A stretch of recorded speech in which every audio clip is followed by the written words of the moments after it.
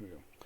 Welcome back to the Misfit Academy anime review episode number 18.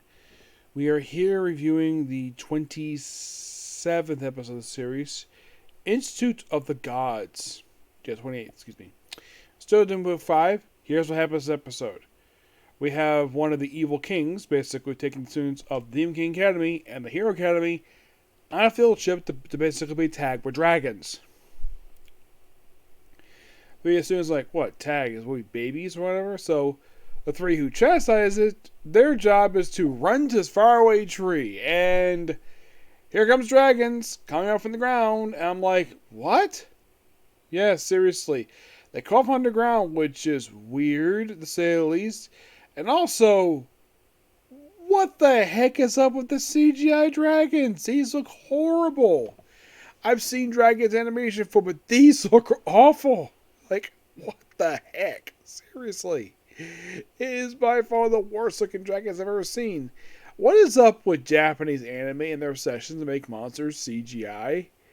Because it looks horrible. Yeah, and they're chased by them for quite a while. And of course, the race. By the way, before this whole thing happened, they had 3 minutes race that tree and back. But they're stopped, and then Adios decided, yeah, time basically to walk up, knock the dragons out, and have one take them to basically their lair, which is underground. So Misa and Shasha decided to follow. By the way, Len, the one who's Adio's right hand man, he is seen for a quick cameo. Now he has like 2 lines, and that's it for him. And then we have the 3 just riding down a freaking tunnel. And look, we have this mysterious underground city that just no one knew was here. And according to their history, with the research, you can't free rule in a city.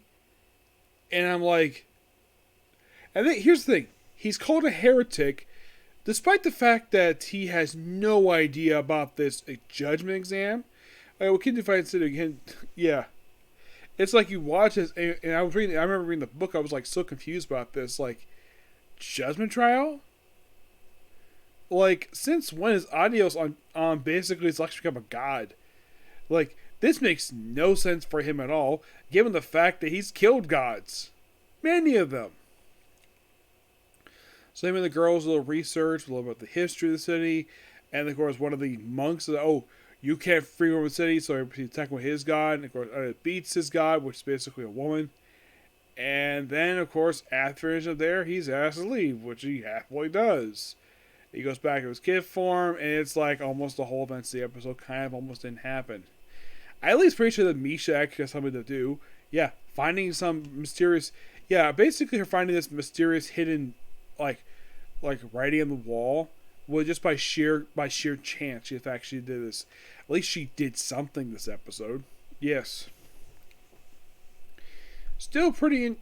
I would say it's a very dialogue heavy episode. There's very little action here, and I don't blame the studio for this particular episode. I don't blame the voice actors or the writers. I blame the writer of the book who insisted on this judgment exam, and this is apparently leading to stuff involving dragons. Look, I love seeing dragons in fantasy. That's fine, but excuse me. It's like they also implied that the people of the city are like descendants. It's almost like the dragon kin. It's like they don't want to say dragon kin per se.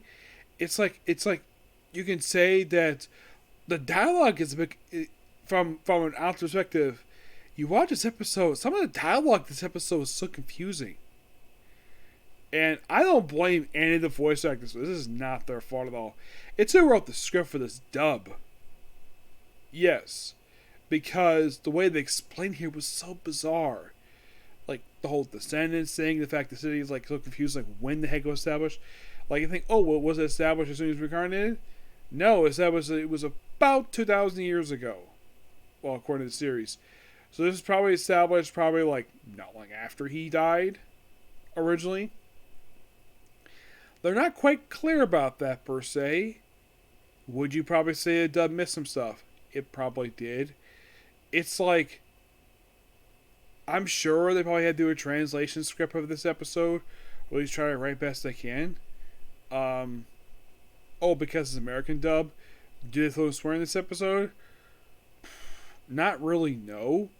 There was surprisingly no swearing, which that's a bit surprising given the fact they occasionally do this. Because that's one thing about the series that some people may like. There is no swearing in any of the episodes I've seen in the series. Not that I remember, anyways. But it's like, so far, I like the interactions that the characters do in this episode. But it's like at this point, they don't really explain what the heck the like how Adios was chosen. Like the book was. I remember it's been a while since I read the book. The book was very vague about explaining how the heck Adios basically was chosen for this stuff. Yeah, it was big vague. Now, those of you curious, why don't you read the book? Because I don't have the book with me. That's simply the reason for it. I do remember reading it. I read it a while ago in preparation for this particular season. And I do know they're adapting book 6 basically soon. Actually, they're adapted already. That I do have my hands on that one. I'm going to read that pretty soon, but not right now. But that's pretty much all I got to say this episode. It's okay. You can almost think this episode as mostly... You can think of it as a bit filler, but it is from the book, so there's that.